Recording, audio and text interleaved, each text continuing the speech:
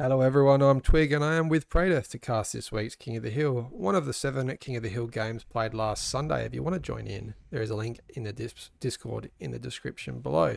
Feel free to hit the subscribe button while you're down there. So what is King of the Hill? There is a King of the Hill trailer available on YouTube. It's quite a good watch, so go check that out. But to summarise, Praetor will give you a bit of a rundown. So a while ago we had the idea, well, why don't we play this game in a little bit more of a fun and social way compared to direct competition? And one of the ideas we came up with was King of the Hill, that birthed on Throne, but right now you're watching us on Claymore, and this is the second variation, where we have 5 kings and they each have 2 opponents. They're not allowed to break out of their triangles until one side or the other is dead. The reason this ends up being at least somewhat fair is that the kings have a plus 45 resource income compared to the peasants, but what the peasants have is 2-player eco, or if you have a look in the top right, it's actually a 3-player eco because there is 16 slots, so and only 10 positions for the peasants, so 1 extra person. This position is one of the areas that normally gives the peasants a really good running start because they're able to boost themselves much faster. There's a couple of additional rules. Those include no artillery that can no fixed artillery that can hit each other's bases. So that basically means don't nuke each other's bases. If nukes were on, then nuking each other's armies is fine. But don't build things like your long-range persecutors and shell the enemy's base. That is a no-go, because with such confined areas to start with, you're basically guaranteed to hit someone and it's almost unstoppable early on. We also don't allow comms to walk directly into a base and detonate early. That's one of the things that is just too hard to stop at 10 minutes. 2 comms walking in and blowing up half of your stuff as a king is a whitewash. Yeah. And then the last one is that we've turned off air because, again, it is unreasonable to expect these players to be able to defend against absolutely everything with a 10-minute no-rush timer. The kings just start really on that circle up there, and they're not allowed to leave that circle. So you can imagine if you had a bunch of bombers, you're going to hit something with it without even scouting it. You just go in there blindly and you'll take out plenty of eco. Same goes for that artillery and also missiles as well. And we don't allow Junos to hit bases either, but you can ping anywhere else around the map. So you can see, just to quickly draw it on your screen, the peasants aren't allowed to, if I can get the key right, peasants aren't allowed to exit that circle there for the 10 minutes. So they can't, no one can get that medal in the middle of the map or between the kings and the peasants. I'm feeling a little bit sorry for JJ King here. He's one of our regulars, great player, but he's against 3 of our regulars, myself, Praetor, and then Wanira. And it is 3 minutes and 15 seconds. Actually, 3 minutes and 20 seconds to the dot, and we have T2. Yeah, that's just nasty for the peasants. What we usually find in Claymore is it all depends on the kings, really, the skill level and how often they've played King of the Hill. You can see a very experienced player there, Hayaji. I'm pronouncing that right. Hayaji. Yeah, usually you'll have a range of skill in the kings, and you'll have a couple kings win their lane. More often the kings probably do get that advantage out of the gate because they're all definitely into that T2 phase, whereas the peasants, if there hasn't been coordination, quite often they're just in tier 1 stage. And so to give the peasants that 1 lane advantage, we allow 3 players in 1 triangle. So that triangle usually is won by the peasants, but we still see pretty even 50-50 mix of kings versus peasants wins.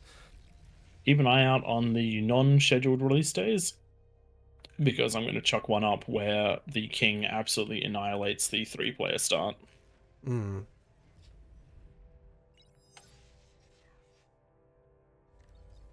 What we're seeing, though, out of everyone is fairly standard, with the exception of our 3-player lane, where everyone's just going straight into as much eco as they can for the first 5 minutes or so, and just trying to get as much advantage as they can. With that no rush, there is no danger, so there's no need to build units early, there's no need to build defenses early. You just need to try and maximize how much money you can get in that first 5 minutes. and then make a decision from there how you're going to roll. Quite a lot of players end up doing a bit of a one player goes T1 and the other player goes T2. I think there's an advantage, an example of that up here between the maroon and pink player Elki and Tondor. One of them going T2, the other one actually spending all their metal on mines. I don't know if that's a great use this early on for the metal. Quite a bit of metal of mines there. You got 315, not heaps, but by the time they're all down, it's better if you put the mines up right before that 10-minute mark. Get the metal into your eco at this stage of the game. Yeah, definitely getting the metal into the eco. Money spent now is not going to. Money spent on defenses now is not going to help you, because these mines might be able to stop the first wave, but if you're stuck at early T1 and your resources haven't started booming, you're going to run out of mines very, very quickly.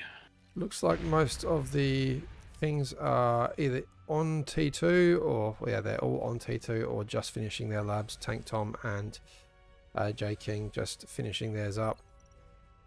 As a benchmark position, I like to be on this map. I like to be starting my fusion at 7 minutes on the dot. If I'm a king. So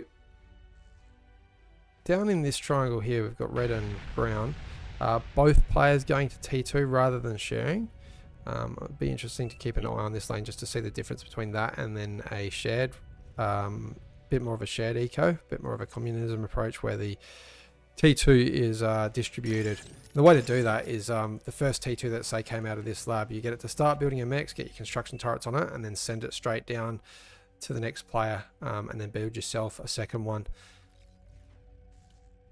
The advantage of going T2 is that your units are going to be quite strong. The disadvantage is that they're going to be that you're going to be at a numerical disadvantage, because one thing that this lane is going to struggle with is they've got 6,000 metal invested in T2 labs compared to, say, the Winera and Twig lane that only has 3,000 invested into it, and 3,000 metal is a lot. It is a lot of units. It's like 100 grunts. Yep, like or it's 10 Jaguars or 9 Jaguars. And 9 Jaguars can gut a base. Let's just be real. I'm liking a different approach out of Tank Tom here. He's gone and built over 100 winds. So rather than going for that fusion, he's going for an all-wind economy. What I would like to see, though, a little bit more, he's only got the 4 construction turrets. I usually like to have about 10 at this stage, maybe bit less. 8 to 10, though they are all in range of the... everything is covered, but a lot of metal's going into these twin guards, which aren't the cheapest. How much are they? 195. Not too bad. Twin guards are actually a reasonably effective defense. The problem is that I usually don't put mine up at about 9 minutes. Yeah, really late, my defenses. I go with the strategy of, well, I'm telling everyone how to beat me. I only put defenses on one side of my base. And then units. And then I attack out of the other side. So if you can see which side my defenses are on, then you can see where I'm going to attack you. What do? I usually, my go-to is not the heaviest of defense, but rather have a bunch of welders out. I usually like to go Armada if I'm a king. I should really try and practice with Cortex, which is my usual faction. I cannot win this as Armada. I've tried many times and I lose every time I'm Armada. Yeah. The welders seem so strong when I fight them, but when I use them, they're shit. Stealth, I'm going into the fusion and gonna drop down this is a very similar build to what I do. I don't bunch my converters up that much, but Stealth, I'm going into the fusion, drop down one advanced converter, and then dropping down that T2 lab as well. How many construction turrets have we got here? 9. So yeah, this is a bit more like the base that I'd do. I think they're... he's a bit late on the units. Yeah. Not having a T2 lab by 9 minutes is terrifying for a king.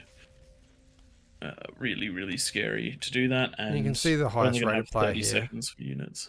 53 OS, so very highly skilled player. You can see not a single tower, relying on the micro to defend. And you think about it, if you got that metal into units rather than towers, and the opponent doesn't have an attack opportunity, which you can see out here, Brown's only got a few units, so they're probably not going to attack, they're going defensively.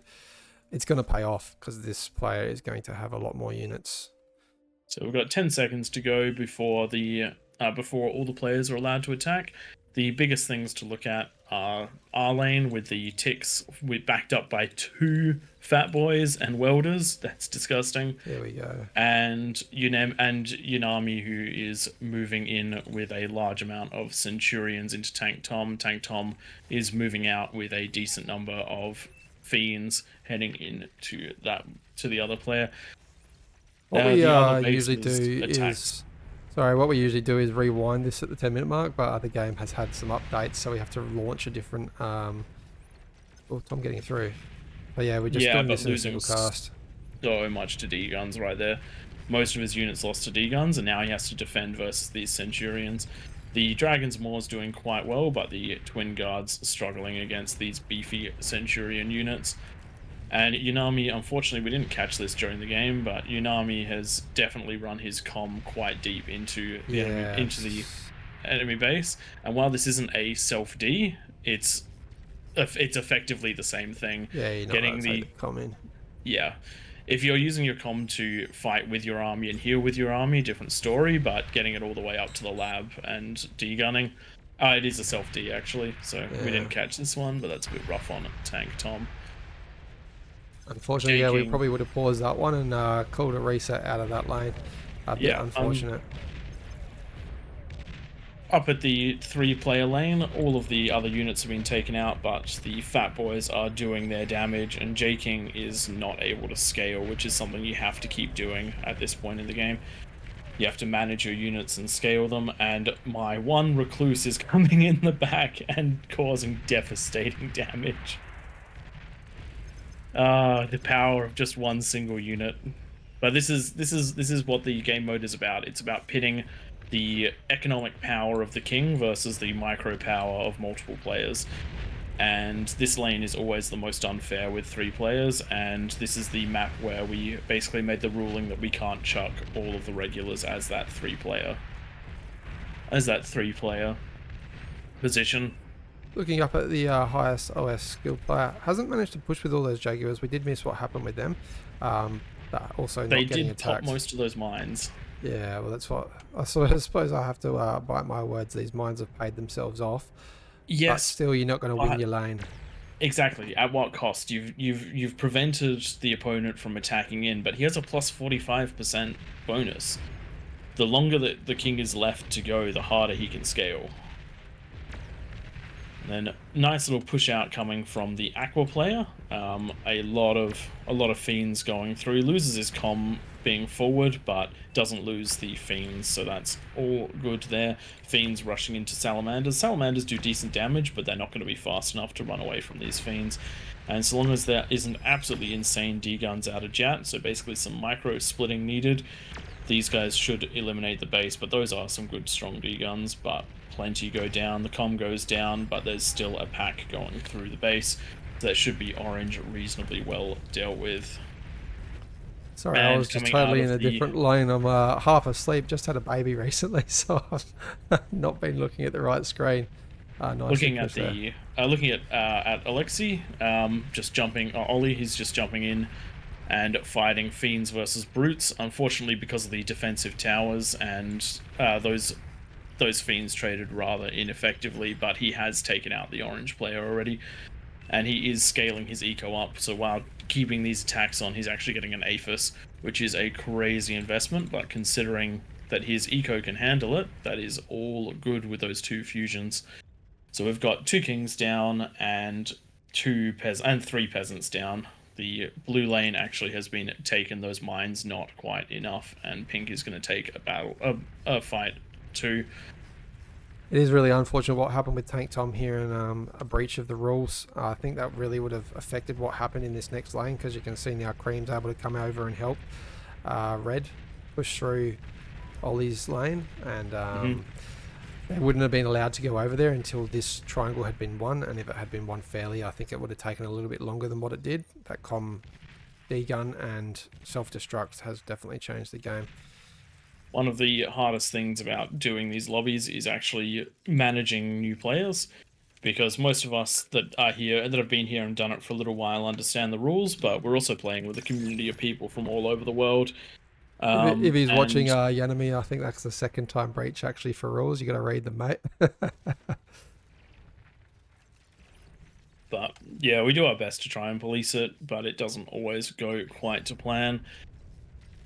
But with the, I think one of the things that's very worth noting is just how much damage the Winura and Twig lane is about to start doing. So even if the other lanes didn't fall quite so, even if Tank Tom didn't fall to the com, there would be quite a lot of problem um, coming out for the rest of the players, as we have, while Winura and Twig have been attacking the other places, you can actually see that I went out and grabbed all the mexes in the area and started distributing them around to the team, so trying to get all of that metal available, sending my com into the middle to do the exact same thing, just giving the team as much metal as possible. And with that all underway, my spider is going to start heading in and hopefully doing some damage. But with those Razorbacks out, Razorbacks are a great counter to Recluses. They're a decent counter to ticks, so long as the ticks don't completely swarm them. And everyone else just sort of in a bit of a holding pattern. Right here, I think, is the biggest mistake that Ollie made, was going into that second Aphis. Right now, he actually has the economy to beat everything available from the 3 players that are fighting him. But going into that second Aphis, that basically 10,000 metal is going to slow him down a little bit too much, put him on the defensive a little bit too much, and that could be a problem. Tank Tom getting a comm from Alexi, trying to get back into the fight. Are these spiders that you're controlling going to get these fusions? Good question, because unfortunately the Razorback needs to be at the front to defend, and the spiders have popped back out. And their first volley did go into the wrong target, but the rest goes into the right target and even takes out the one that is being built. Spiders trying to run away, but I want to get those extra volleys in, and that should be just enough, and it is. Nicely done. That is a huge amount of damage, and now the choice is, do you leave the Razorback back here, unable to shoot whilst taking missile shelling, or do you bring it back to the front to keep dealing with those ticks? The Beamer's doing a good job against the ticks, but right now, ARG is just being picked apart a little bit. Ollie doing very well to defend, but does not have the build power to spend this impressive eco. Really could fund a T3 here with that 45% bonus. You could get out, say, some demons would be pretty good at just pushing back all of this stuff. Anything, but really.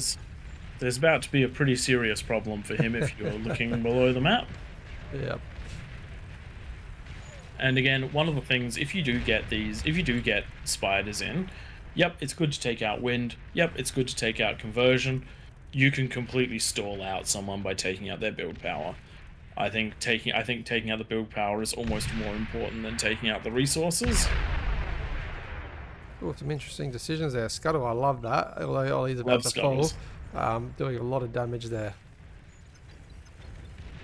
But there we go. That is the Recluses in the back line, and Ollie tried to get away with the greed, but didn't quite manage to make that double Aphis work out in his favor. Boom. And while this is happening, the Aqua player is losing their base to more Recluses. Unfortunately, no rear defenses this time round, and just too much power coming from the other peasants, allowing them to bypass the team and get that What I eco like to do dominance. at the if it being Armada, I mean you do twin towers, I guess, if you're Vortex, but you build a couple beamers by the 10-minute mark at the back of the base just to stop those spiders going around, and then I add another few to that another couple minutes later once I've got the eco and scaled a little bit. The Beamers are definitely very, very good against the Recluses, but again, it's a game of rock paper scissors. You can't defend against everything, and my strategy as a king is to be very, very offensive, and that right there is the game. Some early wins from the peasants led to some spillover, and that spillover overthrew the rest of the kings. If the kings had been able to hold on a little bit longer, they definitely would have been able to fight back a lot harder. That plus 45 scales like crazy.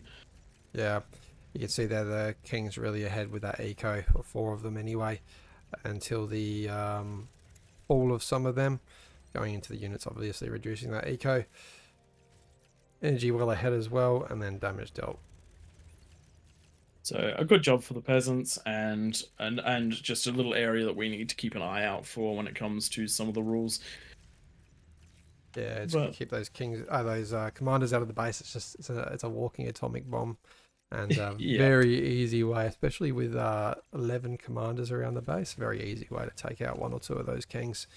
You don't it's even have like to get to them in that far. You just use one commander to detonate the defenses, and then the next one can take out the eco. just like to give a shout out to one of our community members, Winera, who discovered just how powerful the com is in this game mode, and that is why in the rules it is listed as the Winera rule. Thanks everyone for watching. Hope you guys enjoyed the game, and we will catch you in the next one. If you want to jump in and join us for one of these, we do them Sunday night Australia time. Jump into our Discord link in the description. And if you enjoyed the video, leave us a like, leave us a comment, and let us know what you want to see out of us. Thanks everyone for watching, and we'll catch you next time. Ciao.